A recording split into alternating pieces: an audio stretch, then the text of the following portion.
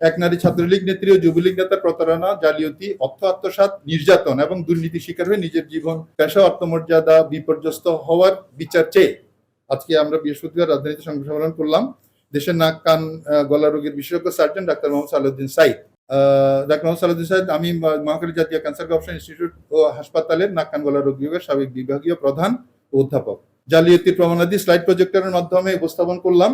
এ সময় বিশেষজ্ঞ আইনজ্ঞ সুপ্রিম কোর্টের সাবেক রেজিস্ট্রার জনাব ইকতেদার আহমেদ এবং ঘটনার প্রত্যক্ষ সাক্ষী হিসেবে বিশেষজ্ঞ চিকিৎসক আনোয়ার হোসেন সাহেব উপস্থিত আছেন।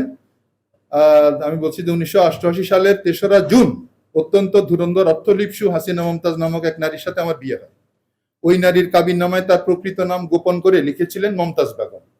প্রথমে আমি ভেবেছিলাম এটা একটা অনিচ্ছাকৃত ভুল, কিন্তু পরবর্তীতে দেখা গেল এটা এক গভীর চক্রান্ত ও প্রতারণার কৌশল। বিয়ের বহুদিন পর তার আসল চরিত্র ধরা পড়ে। 2003 সালে আমি ঢাকায় ফ্ল্যাট বাসা flat 2B house number 28 road number 15 Dhanmondi আবাসিক এলাকা 1209 বন্ধক রেখে ব্যাংক লোন এবং নানা ধারদেনা করে চট্টগ্রামের 16 আগ্রাবাদ বাণিজ্যিক এলাকায় দাল্লা মেডিকেল সেন্টার নামে আমার নিজস্ব ব্যবসা প্রতিষ্ঠান প্রতিষ্ঠিত করি।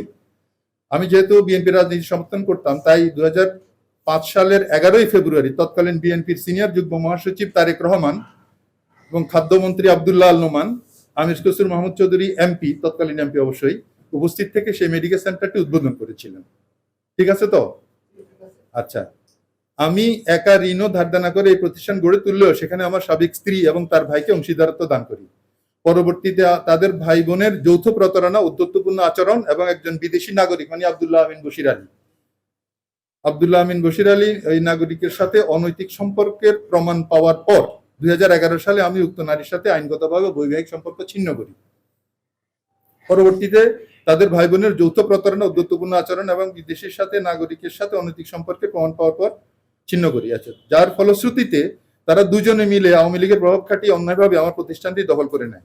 ওটা নিয়ে গেছে, পরে সানই করছে, সেটাও চলে গেছে। আমি নগদ এবং চেকের মাধ্যমে প্রায় 1 কোটি টাকা বিনিয়োগ করে দাল্লা মেডিকেল সেন্টার সকল যন্ত্রপাতি ক্রয় করেছিলাম। আওয়ামী লীগ সরকারের আমলে 2016 সালে জোরপূর্বক আমার প্রতিষ্ঠানের নাম পরিবর্তন করে তারা সেটার নামকরণ করে সানোই মেডিকেল সেন্টার।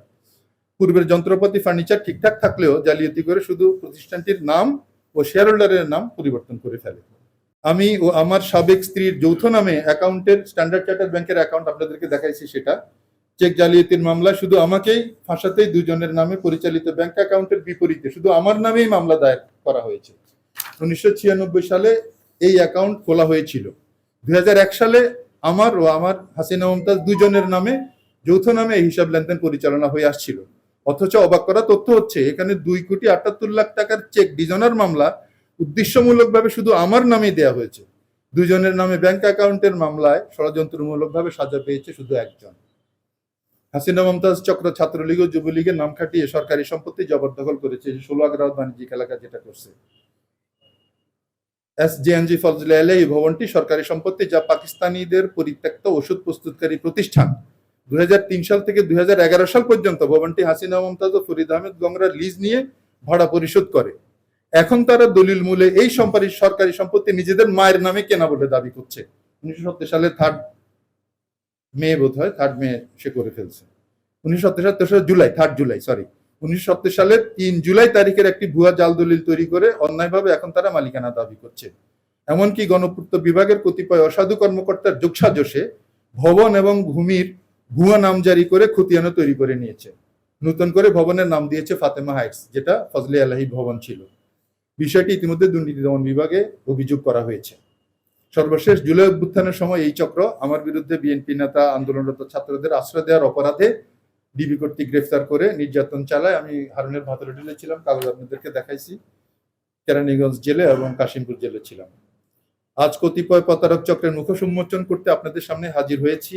এই চক্রটি পতিত আওয়ামী লীগের সহযোগী হয়ে নানানভাবে প্রতারণা ও জালিয়াতির মাধ্যমে অর্থ আত্মসাৎ ও নির্যাতনের মাধ্যমে নিরপরাধ ব্যক্তিকে নির্যাতন ও রাজনৈতিক প্রভাব খাটিয়ে জেল জুলুম করে আমাকে আমার পেশাগত কাজের ব্যাঘাত সৃষ্টি, সামাজিকভাবে হেয় প্রতিপন্ন করেছে।